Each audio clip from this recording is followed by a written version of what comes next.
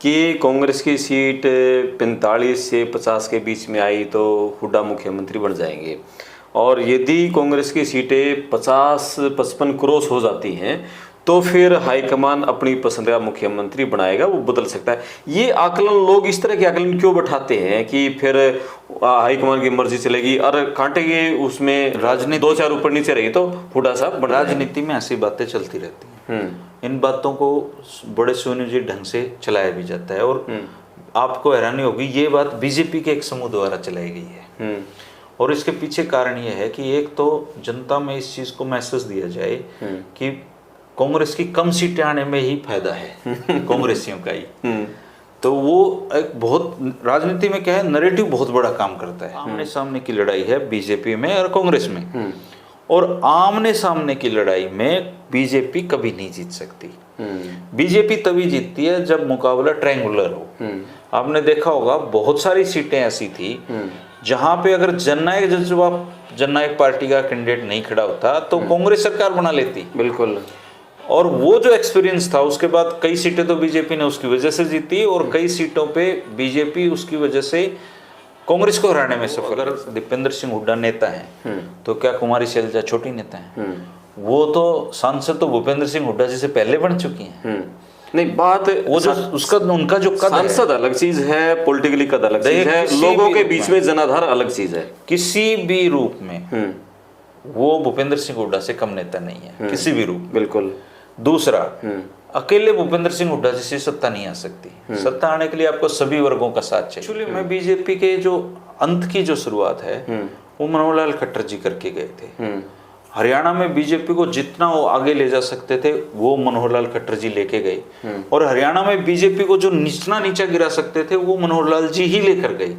मतलब बीजेपी के उभार और बीजेपी के उतार दोनों के जिम्मेदार मनोहर लाल खट्टर जी। एक चीज तो और देखने में क्योंकि उन्होंने बीजेपी में हर संभावित नेता का कत्ल किया, उसको राजनीतिक हत्याएं उन्होंने की। जैसे रामविलास शर्मा, बहुत लोग, किसी का भी नाम लोगे, हरियाणा बीजेपी के जितने दमदार नेता थे मनोहर लाल खट्टर ने उनका गला घोटने का काम किया, और उसकी वजह से वो नेता कमजोर पड़ते गए। और वो ये नहीं, अब आप एक घर है वो पिलरों पे खड़ा है, आपने उसके एक पिलर को गिरा दिया तो घर को ज्यादा सा फर्क नहीं पड़ेगा, पर आप एक एक करके सारे पिलर गिराते चले गए और लास्ट में पिलर बच गए मनोहर लाल जी का, नायब सैनी का और सुभाष बराड़ा का। तो 3 पिलरों पे घर नहीं रुक सकता ना। बिल्कुल, पिलर चाहिए उसके लिए। तो ये सारे पिलर जो इन्होंने गिराए हैं, इन पिलरों का नुकसान इनको हो रहा है। आप ये देखो हालात की आज के दिन मनोहर लाल खट्टर जी हरियाणा प्रदेश में 0 क्रेडिबिलिटी के नेता। राजनीति में संभावनाएं कभी खत्म नहीं होती। चौटाला साहब हमेशा कहते हैं राजनीति में कोई स्थायी दोस्त और दुश्मन नहीं होता है। तो इनकी मजबूरियां हैं गठबंधन करना। राव नरवीर सिंह आ सकते हैं, उनकी बातचीत ऐसा सुना है कि चल रही है, और वो आएंगे। कई चुनाव हारे हैं, कई जीते हैं, लेकिन वो जब भी चुनाव जीते हैं मंत्री बने, उनका ये रिकॉर्ड है। और उनके बारे में और भी बहुत अच्छे खराब रिकॉर्ड है। ये दक्षिण हरियाणा की राजनीति में बड़ा उलटफेर है। लोकसभा चुनाव में 5 सीटें जीतने के बाद हरियाणा कांग्रेस की पूरी टीम पूरे जोश में है, लेकिन क्या यह जोश विधानसभा चुनाव तक बरकरार रहेगा? 5 सीटें जीतने के बाद कांग्रेस के सामने अब कौन सी बड़ी चुनौतियां हैं, उनको कैसे पार पाकर वो विधानसभा चुनाव की जंग जीत सकती है, इसी बारे में आज विस्तार से बात करेंगे। मैं आपका दोस्त करमपाल, और मेरे साथ हैं हरियाणा के सीनियर पत्रकार भाई धर्मेंद्र कुमारी। तो इनसे बात करेंगे कि किस तरह से हरियाणा की राजनीति, कांग्रेस की राजनीति अगले दिनों में रहने वाली है। धर्मेंद्र भाई नमस्कार। नमस्कार करमपाल भाई, और पड़ताल टीवी के सारे दर्शकों को भी नमस्कार। और धर्मेंद्र भाई का चैनल है गुरुकुल ऑफ पॉलिटिक्स, विशुद्ध राजनीति का चैनल, आप उस पर भी जाएं, उस चैनल को सब्सक्राइब करें। धर्मेंद्र भाई, आपने हरियाणा की लोकसभा चुनाव को बड़े अच्छी तरीके से कवर किया। हम दोनों की बहुत सारे वीडियो भी इसमें हमने बातचीत की। अब बात करते हैं कांग्रेस की राजनीति की, कि हरियाणा में एक माहौल सही बना हुआ है कि 5 सीटें जीतने के बाद विधानसभा चुनाव की जंग उसके लिए बड़ी आसान है, और कांग्रेस सत्ता में आ रही है। दीपेंद्र हुड्डा फील्ड में है, हरियाणा मांगोई साहब और कुमारी शैलजा ने भी शुरू कर दी है अपनी यात्रा। आज वो बरवाड़ा में रैली कर रही थी और फिर उसके बाद भूपेंद्र हुड्डा के लिए भी रथ तैयार होने लग रहा है। सब कुछ यानी कि कांग्रेस हर तरह से सभी नेता फील्ड में है। क्या बड़ी चुनौतियां मानते हैं कांग्रेस के सामने अभी 5 सीटें जीतने के बावजूद? देखो, एक तो लोकसभा चुनाव के बाद जो माहौल प्रदेश में बना है उसको देखते हुए मोटा मोटा सा लोग कह रहे हैं कि भाई कांग्रेस प्रदेश आ रही है। लेकिन जब इस तरह की स्थितियां बनती हैं कि कांग्रेस प्रदेश में आ रही है तो चुनौतियां भी साथ के साथ बढ़ जाती हैं। बिल्कुल। जैसे अभी फिलहाल तो आप देखो कि कांग्रेस ने जब आवेदन मांगे तो ढेरों लोगों ने आवेदन किए हैं, शायद 3000 से ज्यादा आ चुके हैं। 80 कांग्रेस के साथ सबसे बड़ी जो प्रॉब्लम है वो ये है कि इसमें वर्कर खत्म हो गए हैं। नेता हो गए सारे। इसमें जो भी वर्कर थे वो सारे टिकटार्थी हो गए हैं। बिल्कुल। जिसके 200 आदमी भी जिसके बस में है वो भी टिकट मांग रहा है और जिसके 20,000 हैं वो भी टिकट मांग रहे हैं। बिल्कुल। और होता क्या है राजनीति में कि एक नेता को जब टिकट मिलती है तो वो सबके साझे प्रयासों से चुनाव जीतता है। ये जो वर्कर होते थे ये लोग कोशिश करके उसको जिताते हैं, लेकिन अब बीजेपी तो ये है नहीं पार्टी। कांग्रेस में वैचारिक स्वतंत्रता थोड़ी ज्यादा होती है। तो अगर इन लोगों ने ठान लिया कि हमें टिकट नहीं मिलेगी और जो हरियाणा में कहते हैं ना वो रड़क निकालना, कांटा निकालना या उसकी डी बिठाना, तो अगर ये मान लो ये सारे मिलके ये तय कर लेंगे किसी की डी बिठानी है तो फिर आंतरिक चुनौतियों से गिर जाएगी। जैसे कि पिछले विधानसभा चुनाव में खट्टर साहब आज जो सिचुएशन ये फेस कर रहे हैं, हाँ, सेम सिचुएशन 2019 में खट्टर साहब कर चुके हैं। अगर खट्टर साहब वो ये रथ यात्रा नहीं निकालते अपनी और इतने टिकटार्थी हर विधानसभा में तैयार नहीं करते तो उसकी और अच्छी सीटें आती। बिल्कुल, वो पूर्ण बहुमत में आती है, पूर्ण बहुमत में आती। लेकिन उस रथ यात्रा का फायदा ये हुआ कम से कम 75 पार ऐसा नारा लगा कि वो 40 तो ले गए, 40 ले गए। लेकिन आज के दिन जैसे दीपेंद्र अपनी हिसाब मांग रहे हैं, अभी आज शैलजा जी और वीरेंद्र सिंह जी और ये लोग भी यात्राएं निकाल रहे हैं, भूपेंद्र सिंह हुड्डा और उदय भान जी की अलग से यात्राएं निकल रही हैं। तो हरियाणा का हर कोने में उन्होंने एक्टिव कर दिया सब कुछ। बिल्कुल। बीजेपी अब भी अपना जो कास्ट एक्विजिशन है और जो समीकरण है उनके सहारे बैठी हुई है जी। तो इस तरीके से बीजेपी अभी चुनाव प्रचार में एग्रेसिवली कूदी ही नहीं है। उनसे ज्यादा एग्रेसिव तो आम आदमी पार्टी वाले हैं।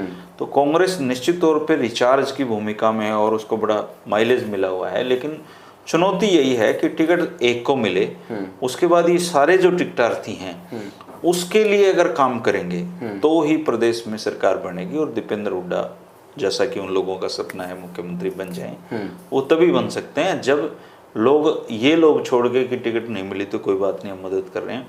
अगर वो सारे लोग आपस में भिड़ गए और उन्होंने हर विधानसभा क्षेत्र में एक दूसरे की मुखालफत की तो फिर बीजेपी आ जाएगी। तो पिछले हमने चुनाव में देखा कि बहुत सारे ऐसे नेता थे जो कि नहीं जीत सकते थे, लेकिन कुछ लोग ऐसा होता है कि दूसरे का चुनाव भी स्पॉन्सर करते हैं जी। और ये भी एक सियासी गलियारे में चर्चा है कि हरियाणा की एक बड़ी पार्टी और दूसरी पार्टी के जो बागी नेता होंगे उनको चुनाव में खड़ा करवाने की तैयारी है, उनको स्पॉन्सर करेगी अपनी तरफ से, वे चुनाव का खर्चा हम उठाएंगे। ऐसा होता है कांग्रेस के यदि बागी 2-2, 3-3 खड़े होते हैं तो क्या लगता है कि जो लोगों का मूड है आजकल, तो उस मूड के हिसाब से क्या उस बागी कितनी वोट ले पाएंगे, कांग्रेस का नुकसान कर पाएंगे? देखो, अब भी क्लियरली जो हरियाणा है वो 2 विचारधाराओं में बटा हुआ हरियाणा है। एक वो लोग हैं जो बीजेपी को पसंद करते हैं और एक वो लोग हैं जो बीजेपी को पसंद नहीं करते हैं।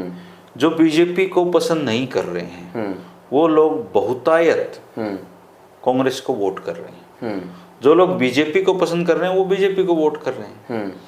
जो तीसरा फ्रंट है, INLD बसपा का गठबंधन हो या आने वाले समय में जेजेपी आम आदमी पार्टी का गठबंधन हो, ये लोग तीसरा मजबूत फ्रंट के रूप में अभी तक तो सामने नहीं आए हैं। आगे आ जाएं, इनको वोट कितना मिलेगा वो तो भविष्य की बात है, कहा नहीं जा सकता। लेकिन आज के दिन आमने सामने की लड़ाई है बीजेपी में और कांग्रेस में, और आमने सामने की लड़ाई में बीजेपी कभी नहीं जीत सकती। बीजेपी तभी जीतती है जब मुकाबला ट्रायंगुलर हो। आपने देखा होगा बहुत सारी सीटें ऐसी थी जहां पे अगर जननायक पार्टी का कैंडिडेट नहीं खड़ा होता तो कांग्रेस सरकार बना लेती। बिल्कुल। और वो जो एक्सपीरियंस था, उसके बाद कई सीटें तो बीजेपी ने उसकी वजह से जीती और कई सीटों पे बीजेपी उसकी वजह से कांग्रेस को हराने में सफल रही। तब वो उन्होंने मिलकर सरकार बना ली। लेकिन अब प्रदेश में ऐसा माहौल है, बिल्कुल आमने सामने की फाइट है। या तो लोग बीजेपी को वोट देंगे या बीजेपी कांग्रेस को वोट देंगे। तीसरे पक्ष की गुंजाइश कम दिखती है, बहुत कम है। ठीक है। और एक कांग्रेस में आप जैसे हरियाणा मांगो हिसाब, एक बार मैं उसका और आपका जवाब दे दूं बात का, कि बीजेपी उम्मीदवार खड़े करेगी। बीजेपी उम्मीदवार खड़े करेगी, लेकिन जब इतना हाईली पोलराइज्ड चुनाव हो, जब लोग ये डिसाइड कर चुके हों कि हमें इन दो पार्टियों में से वोट देना है, तो आप चाहे कैंडिडेट 10 खड़े कर लो, वहां पे फर्क नहीं पड़ना है। अच्छा, ठीक है, नहीं पड़ता है। दूसरा, बीजेपी जिस तरीके के कैंडिडेट खड़ा करने की योजना बना रही है, ठीक वैसे ही कांग्रेस भी कैंडिडेट खड़े कर रही है। ओके। लेकिन कांग्रेस के पास इतना आर्थिक मजबूती तो नहीं है जितनी बीजेपी के पास। विधानसभा चुनाव में और लोकसभा चुनाव में फर्क है। आर्थिक जो मजबूतियों की बात है, वो विधानसभा चुनाव में जो लोग चुनाव लड़ रहे होते हैं, अगर बीजेपी वाला 5 करोड़ लगा रहा है तो कांग्रेस वाला भी 5 ही लगा रहा है। विधानसभा, अब कई बार आपने देखा है सरपंच के चुनाव में बहुत चाहे 2 लाख का ना हो, लेकिन लगा देता है बंदा 20 लाख रुपए। बिल्कुल। बात जब आन बान की आ जाती है ना, तो चुनाव तो लोग लड़वा रहे हैं। बिल्कुल। और लोग चंदा भी देंगे तो चुनाव लड़ जाते हैं, गरीब लोग भी लड़ जाते हैं। यानी बागी खड़े हों, मुकाबला फिर भी कांग्रेस और बीजेपी में वोट मिलने हैं। आप देखना इस बार तीसरे नंबर के जो कैंडिडेट हैं, मुझे लगता है इस बार सर्वाधिक कम निर्दलीय चुनाव जीत के विधानसभा पहुंचेंगे। ठीक है। बहुत एक इस तरह की बू आ रही है जब से ये दीपेंद्र हुड्डा ने हरियाणा मांगो हिसाब यात्रा शुरू की है। सभी जहाँ से हल्के निकले हैं, सारे टिकटार्थी हैं वो दीपेंद्र के साथ हैं कि कांग्रेस यदि सत्ता में आती है, क्या दीपेंद्र हुड्डा सीएम के कैंडिडेट हो सकते हैं? Dipendra Hooda already CM candidate घोषित हो चुके हैं एक किस्म से। अगर आप ये देखो कि भूपेंद्र हुड्डा ने तो बहुत योजनाबद्ध तरीके से दीपेंद्र हुड्डा को आगे कर दिया है। ये जो हरियाणा मांगो हिसाब है, ये भूपेंद्र हुड्डा ने किया है या हाईकमान से भी इसका परमिशन मिली है? दोनों काम हुए होंगे, ऐसा नहीं है कि वो अपनी तरफ से चल पड़े होंगे। रोहतक से इतनी बड़ी जीत, वो एक बात का प्रमाण है कि लोगों ने भी इस बात को स्वीकार कर लिया है कि भूपेंद्र सिंह हुड्डा के वारिस के तौर पे, उत्तराधिकारी के तौर पे उन्होंने स्वीकृति दे दी है दीपेंद्र हुड्डा को। और यात्रा निकालने का ही मकसद ये है इनका, जैसा मुझे लगता है कि जैसे कुछ दिनों से बात सुनने में आ रही थी कि भूपेंद्र हुड्डा को ईडी में गिरफ्तार कर लेगी या फलाना, तो अगर इस तरह की कोई सिचुएशन पैदा होती है तो दीपेंद्र हुड्डा के ऊपर कोई आरोप नहीं है, तो दीपेंद्र हुड्डा पार्टी को और चुनाव को अच्छे से संभाल सकते हैं अगर ऐसी कोई सिचुएशन। हालांकि जितना बीजेपी की रणनीति को मैं समझ पा रहा हूँ, वैसी गलती इस चुनाव में कभी नहीं करेगी। ऐसा कर दिया तो, और अगर ऐसा कर दिया तो हो सकता है कि वो एक की इकाई के अंकों में सीट हासिल करे। ऐसा भी हो सकता है, ज्यादा पोलराइज हो जाएगा फिर। हाँ, इसके बाद तो इतना हाई पोलराइज चुनाव हो जाएगा कि कितना ही कुछ कर लिया इन्होंने। किसान आंदोलन के दौरान आपने देखा है, इनके मुख्यमंत्री को नहीं उतरने दिया, उप मुख्यमंत्री ने, घरों में लोग रहे हैं ये लोग। तो कहीं इस चुनाव में ऐसी नौबत ना आ जाए, इसलिए बीजेपी ये गलती तो कतई नहीं करेगी। ठीक है। एक और समझाओ थोड़ा, लोगों के बीच में ना ये चर्चा बड़ी रहती है कि कांग्रेस की सीट 45 से 50 के बीच में आई तो हुड्डा मुख्यमंत्री बन जाएंगे, और यदि कांग्रेस की सीटें 50-55 क्रॉस हो जाती हैं तो फिर हाईकमान अपनी पसंद का मुख्यमंत्री बनाएगा, वो बदल सकता है। ये आकलन, लोग इस तरह के आकलन क्यों बैठाते हैं कि फिर हाईकमान की मर्जी चलेगी और कांटे के उसमें राजनीति 2-4 ऊपर नीचे रही तो हुड्डा साहब बन। राजनीति में ऐसी बातें चलती रहती हैं। इन बातों को बड़े सुनियोजित ढंग से चलाया भी जाता है, और आपको हैरानी होगी, ये बात बीजेपी के एक समूह द्वारा चलाई गई है। और इसके पीछे कारण ये है कि एक तो जनता में इस चीज को मैसेज दिया जाए कि कांग्रेस की कम सीटें आने में ही फायदा है कांग्रेसियों का ही। तो वो एक बहुत, राजनीति में क्या है, नैरेटिव बहुत बड़ा काम करता है। तो ये एक नैरेटिव है जो सेट कर रहे हैं लोगों के बीच में, लेकिन किसकी कम सीट आएंगी किसकी ज्यादा आएंगी ये किसी के हाथ में नहीं, ये जनता के हाथ में। हाई पोलराइज चुनाव में, आमने सामने की लड़ाई में अगर कांग्रेस को लोगों ने मन बना रखा है वोट देने का, तो फिर ये चीजें बेमानी हो जाती हैं। आप 90 हलकों की लिस्ट उठा लो, अब ये जो टिकटार्थी जितने भी हैं, अगर एक हल्के से 20 आदमियों ने अप्लाई करा है, 20 में से 18 तो भूपेंद्र हुड्डा के बिल्कुल समर्थक हैं, 2 मान लो किसी और के हुए, तो कितने % चांसेस हैं कि 90 में से 80 जो उम्मीदवार हैं वो तो भूपेंद्र सिंह हुड्डा ग्रुप के ऑलरेडी आना तय है। बिल्कुल। तो उनमें से चाहे 40 जीत जाएं, 45 जीत जाएं, 50 जीत जाएं, 60 जीत जाएं, तो वो समर्थन किसका करेंगे? लेकिन ऐसा होता नहीं। जब मान लिया हाईकमान किसी दूसरे का आशीर्वाद देता है ना, तो हमने देखा भजनलाल की खासम खासी हुड्डा के साथ चले गए थे जब हुड्डा को सीएम बनाया था। वो दौर अलग था। आप एक चीज देखिए कि जब खुट्टा मजबूत होता है ना, तब बछड़ा वहां बंधा रहता है, कूदता नहीं। जब खुट्टा कमजोर हो ना, तो बछड़ा खुट्टा तोड़ा के ठीक है। आज के दिन कांग्रेस की जो स्थिति है, बेशक राहुल गांधी विपक्ष के नेता बन गए हो, 99 सीटें जीत ली हों, अगर उनको उभार चाहिए, अगर उनको बीजेपी की हार की शुरुआत देश में करनी है, तो वो हरियाणा से ही की जा सकती है।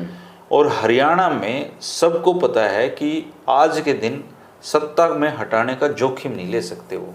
इस तरह की गलती नहीं कर सकते कि सरकार तो लेके आए भूपेंद्र हुड्डा और मुख्यमंत्री बना दे वो किसी और को। ये उनके लिए बहुत बड़ा जोखिम होगा। ठीक है। पिछले दिनों जब राहुल गांधी ने कांग्रेसियों की मीटिंग ली थी, बड़ा खुल के कहा था कि बाहर पार्टी फॉर्म पे भी आप कुछ कहोगे, ओपनली कुछ नहीं कहोगे। उसके बावजूद ही कुछ लोगों की तरफ से बयान जारी हुए हैं। और अब दीपेंद्र के समानांतर जैसे कुमारी शैलजा ने भी अपनी यात्रा शुरू कर दी है। वो अगर दीपेंद्र सिंह हुड्डा नेता है, तो क्या कुमारी शैलजा छोटी नेता है? वो तो सांसद तो भूपेंद्र सिंह हुड्डा जी से पहले बन चुकी हैं। नहीं, बात वो जो उसका उनका जो कद सांसद अलग चीज है, पॉलिटिकली कद अलग चीज है, लोगों के बीच में जनाधार अलग चीज है। किसी भी रूप में वो भूपेंद्र सिंह हुड्डा से कम नेता नहीं है, किसी भी रूप। बिल्कुल। दूसरा, अकेले भूपेंद्र सिंह हुड्डा जी से सत्ता नहीं आ सकती। सत्ता आने के लिए आपको सभी वर्गों का साथ चाहिए। आप शैलजा जी को कोने में नहीं बिठा सकते भाई। अगर प्रदेश में सत्ता आई है तो संविधान एक बड़ा इशू है, आएगी तो शैलजा जी की मजबूती कांग्रेस के हित में है। वो मुख्यमंत्री बनेंगी नहीं बनेंगी ये भविष्य का सवाल है, लेकिन अगर वो कोई यात्रा निकाल रही है तो उस यात्रा को इक्वली इंपॉर्टेंस कांग्रेसियों को देनी चाहिए। मैं तो कहता हूँ भूपेंद्र सिंह हुड्डा ग्रुप को भी देनी चाहिए। ऐसा नहीं है कि आप अकेले आप देखिए बीजेपी प्रदेश में 14 में कैसे आई। प्रदेश के अलग अलग इलाकों में लोगों को ये लगा कि कैप्टन अभिमन्यु मुख्यमंत्री बन सकता है, धनखड़ बन सकते हैं। 14 में बीजेपी कैसे आई? तो अगर 24 में बीजेपी कांग्रेस आ रही है, तो उसके पीछे एक बड़ा फैक्टर ये भी होगा कि अगर भूपेंद्र सिंह हुड्डा के समर्थकों को ये लग रहा है कि हमारी सरकार बनेगी और दीपेंद्र मुख्यमंत्री होंगे, तो शैलजा जी के समर्थकों को भी ये लगना चाहिए कि अगर सरकार बनती तो हमारी मुख्यमंत्री बन सकती है। वीरेंद्र सिंह जी के समर्थकों को भी ये लगना चाहिए, रणदीप के समर्थकों को भी ये लगना चाहिए। बिल्कुल। अगर ऐसे मजबूत हो गई है चारों में तो ही सरकार आएगी। अब मान लो अकेले भूपेंद्र सिंह हुड्डा जी मजबूत होते रहे और दूसरे वर्गों के वोट ना मिले तो बीजेपी जीत जाएगी। लेकिन बीजेपी 14 का जो गणित था, जो उसका फार्मूला था, इस बार उसने वो क्यों खत्म कर दिया? अमित शाह ऐलान करके कि नायब सैनी अगले मुख्यमंत्री। इसका क्या पॉजिटिव नेगेटिव देखते हो? फिर आप डॉक्टर के पास जाते हो, बीमार होते हो, डॉक्टर आपको दवाई देता है, आप उस दवाई में ठीक हो जाते हो तो आप बल्ले बल्ले। अगर आप ठीक नहीं होते दोबारा डॉक्टर के पास जाते हो तो डॉक्टर क्या करता है? दवाई बदलता है। तो वो जो एक फार्मूला लग लिया और वो 2019 में फेल हो लिया, तो अब तो नया देना पड़ेगा ना। ये 24 है, 10 साल का फर्क आ गया 14 और 24 में। तो ये बीजेपी ने दवाई बदल दी है अपनी, और दवाई बदल के नई दवाई आजमा रहे हैं। तो देखो और ये दवाई तो खास बात ये है कि मार्केट में ही नई दवाई है उनके लिए, क्योंकि बीजेपी ने आज तक उनके इतिहास में ऐसा नहीं किया है कि सीएम फेस का चेहरा आगे करके चुनाव कभी नहीं लड़ती हो, क्योंकि उनके पास हरियाणा में ले दे के ओबीसी एक ऐसा वोट बैंक है जो उसका अधिकांश हिस्सा कांग्रेस के को छोड़ के बीजेपी में जाता हुआ दिखाई दे रहा है। तो कितना ओबीसी मानते हो हरियाणा में? ओबीसी कितने ऑफिशियली भी 27% ये सारे मानते हैं, लेकिन मुझे लगता है 30% के आसपास तो ओबीसी होना ही चाहिए प्रदेश में। कितने हलकों को मतलब असर डालते होंगे विनिंग वहां पर 90 में से? भाई काफी प्रभाव ओबीसी का, हर हल्के में डिसाइडिंग वोटर हैं ओबीसी। ऐसे क्या तो क्या नायब सैनी पूरा जो अहिरवाल है अभी नायब सैनी को जो उन्होंने अमित शाह ने कर दिया, अभी अगले ये रहेंगे तो ओबीसी की या दिक्कत सबसे बड़ी ये है, दूसरी कास्ट के लोगों को नहीं, दिक्कत सबसे बड़ी ये है कि पूरा ओबीसी बीजेपी के साथ नहीं है।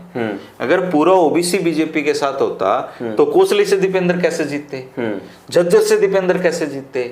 इवन रोहतक में जो सैनी मोहल्ले हैं, जो सैनियों के वार्ड हैं, वो उन्होंने कांग्रेस को वोट दिया है। तो बीजेपी के साथ तो अब ओबीसी वोट बैंक भी उतना नहीं रहा। बीजेपी के सामने तो इस चुनाव में चुनौतियां ही चुनौतियां हैं। तो 2 बार सरकार बनाना हरियाणा में कोई छोटी उपलब्धि थोड़ी है। एक चीज तो और भी रहेगी ना, जैसे हम ये कह रहे थे भी अलग अलग चीजों में कांग्रेस में ये दिखना चाहिए भी ये भी सीएम बन सकता है, शैलजा भी, वीरेंद्र भी, हुड्डा भी, लेकिन बीजेपी तो एक चीज ही खत्म हो गई। अब ना तो वो ये कह सकता है कि रामविलास भी सीएम बन सकता है, ना कोई कैप्टन तो वो नुकसान कर रही है ना उनको ये चीज। कितना नुकसान कर पाएगी? काफी नुकसान कर रही है उनको ये चीज। एक्चुअली में बीजेपी के जो अंत की जो शुरुआत है वो मनोहर लाल खट्टर जी करके गए थे। हरियाणा में बीजेपी को जितना वो आगे ले जा सकते थे वो मनोहर लाल खट्टर जी लेके गए, और हरियाणा में बीजेपी को जो नीचा गिरा सकते थे वो मनोहर लाल जी ही लेकर गए। मतलब बीजेपी के उभार और बीजेपी के उतार दोनों के जिम्मेदार मनोहर लाल खट्टर जी। एक चीज तो और देखने में आई है, क्योंकि उन्होंने बीजेपी में हर संभावित नेता का कत्ल किया, उसको राजनीतिक हत्याएं उन्होंने की। जैसे रामविलास शर्मा, बहुत लोग, किसी का भी नाम लोगे, हरियाणा बीजेपी के जितने दमदार नेता थे मनोहर लाल खट्टर ने उनका गला घोटने का काम किया, और उसकी वजह से वो नेता कमजोर पड़ते गए। और वो ये नहीं, अब आप एक घर है वो पिलरों पे खड़ा है, आपने उसके एक पिलर को गिरा दिया तो घर को ज्यादा सा फर्क नहीं पड़ेगा, पर आप एक एक करके सारे पिलर गिराते चले गए और लास्ट में पिलर बच गए मनोहर लाल जी का, नायब सैनी का और सुभाष बराड़ा का। तो 3 पिलरों पे घर नहीं रुक सकता ना, बिल्कुल पिलर चाहिए उसके लिए। तो ये सारे पिलर जो इन्होंने गिराए हैं, इन पिलरों का नुकसान इनको हो रहा है। आप ये देखो हालात की आज के दिन मनोहर लाल खट्टर जी हरियाणा प्रदेश में 0 क्रेडिबिलिटी के नेता हैं। एक कुछ चीज देखने में आ रही है, लोकसभा चुनाव के बाद वो केंद्र में मंत्री बनेंगे, लेकिन हरियाणा में उनकी गतिविधियां बिल्कुल खत्म हो गई हैं। क्या ये हाईकमान की तरफ से है? ऐसा नहीं है, ऐसा नहीं है कि उनकी हरियाणा में गति। आज भी हरियाणा प्रदेश की जो सरकार है वो मनोहर लाल खट्टर जी ही चला रहे हैं। नहीं, वो दिल्ली बैठ के चला रहे हैं, हरियाणा का तो फील्ड में जो, इसलिए तो हरियाणा में रोबोट मुख्यमंत्री कहा जाता है नायब सैनी जी को। आज भी सरकार के महत्वपूर्ण फैसले आप किसी भी टिकटार्थी से पूछ लो बीजेपी के, वो आज भी किसको टिकट देंगे, किसको पार्टी में शामिल कराएंगे, उसकी बातचीत मनोहर लाल खट्टर से होती है, ना कि नायब सैनी से। ये फैसले आज भी मनोहर लाल जी ले रहे हैं, भले ये ऑन दी रिकॉर्ड ना है, ऑफ दी रिकॉर्ड आप किसी नेता से पूछ लो जिसने बीजेपी ज्वाइन की है, उसकी मुलाकात मनोहर जी से हुई है। मनोहर जी तय कर रहे हैं किसको टिकट देंगे किसको नहीं देंगे। तो यानी कि अब सारे जिलों के अधिकारी मनोहर जी की इच्छा से लग रहे हैं। तो मनोहर लाल जी ही शक्तिमान है, गंगाधर ही वही है शक्तिमान। बीजेपी के कुछ नेता तो कह रहे हैं कि मनोहर जी के कुछ जो नजदीकी थे सीएम ऑफिस में या उनको थोड़ा बार किया है। कौन गया है? कोई भी नहीं गया। और सैनी साहब की पसंद के लोगों को ये है। देखो कई वीडियो में कई बातें ये मैंने ही उठाई हैं, तो फिर उठाने के बाद उनको अब देखा आपने मनोहर जी के फोटो पीछे से हटाए गए, तो उनका ये हुआ भी चलो मान लेते हैं मनोहर लाल जी सरकार चलाएंगे, लेकिन ऐसा दिखना चाहिए कि वो नहीं चला रहे नहीं चला रहे, लेकिन सब कुछ दिखता है मनोहर जी सरकार चला रहे हैं। ये बात पत्रकारों को की नजर से कैसे छिप जाएगी ये बताओ। बिल्कुल। अब बहुत सारे एसपी डीसी बहुत सारे आईएएस आईपीएस जानकारी में है, बता देते हैं डीसी कैसे लगते हैं। बिल्कुल। चलो अब बात थोड़ी सी एक आपने चर्चा की कि जेजेपी का आम आदमी पार्टी का गठबंधन हो सकता है, क्या ऐसी संभावनाएं हैं? और राजनीति में संभावनाएं कभी खत्म नहीं होती। चौटाला साहब हमेशा कहते हैं राजनीति में कोई स्थायी दोस्त और दुश्मन नहीं होता है, तो इनकी मजबूरियां हैं गठबंधन करना। क्योंकि देखो कांग्रेस सत्ता में मान लो आ रही है तो कांग्रेस इनको अपनी पावर तो शेयर करने नहीं देगी। इनेलो के साथ गठबंधन नहीं किया कांग्रेस ने लोकसभा में, तो इनेलो का धर्म बचता है भाई, राजनीति उसको भी करनी है तो वो अपना गठबंधन बना के लड़ेगी। जेजेपी को जिस तरह से बुरी तरह से लोगों ने चेपिया, बिल्कुल क्या लगता है कि विधानसभा था जी वो लोकसभा अभी विधानसभा चुनाव सेम रहेगा, सेम रहेगा। उनके जो कैंडिडेट हैं वो सैकड़ों वोटों के लिए भी तरसेंगे। अभी जेजेपी का टाइम नहीं, खुद दुष्यंत भी अभी उनको काफी लंबा इंतजार करना। और इनेलो बसपा गठबंधन इसका क्या लग रहा है? इनेलो बसपा गठबंधन कुछ सीटों पे प्रभावी रहेगा, लेकिन जितनी स्थिति में जीत भी सकते हैं, कुछ एक आधी सीटें ऐसे डालेंगे, समीकरण बनेंगे ना।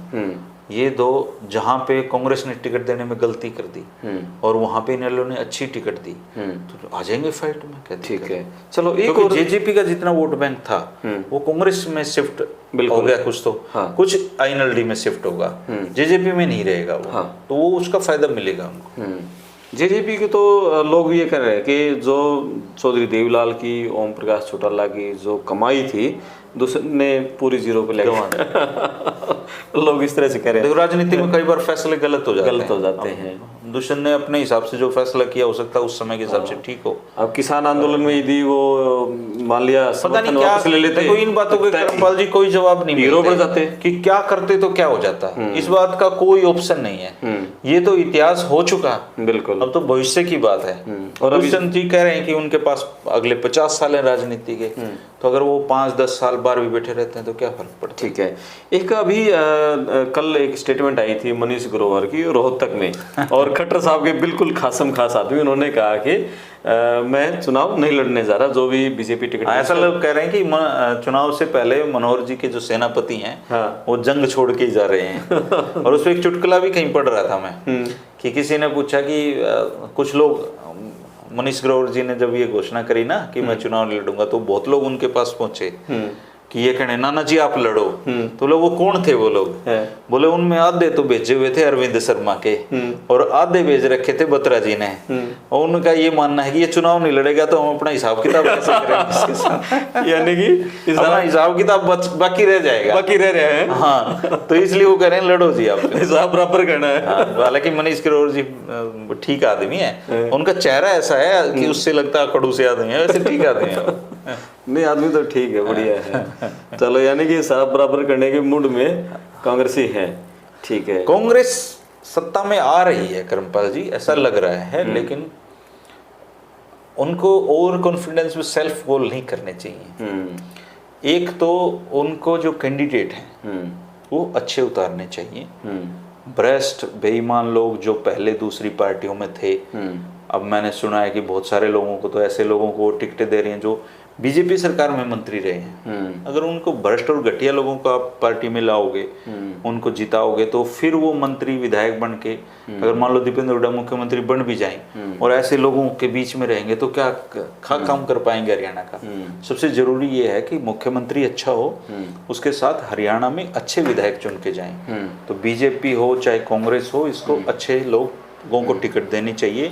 अगर अच्छे लोगों को टिकट देंगे तो वो हरियाणा के बारे में सोचेंगे, हरियाणा का डेवलपमेंट करेंगे। इसलिए लोगों का भी ये दायित्व बनता है कि अच्छे लोगों को चुनाव में वोट दें।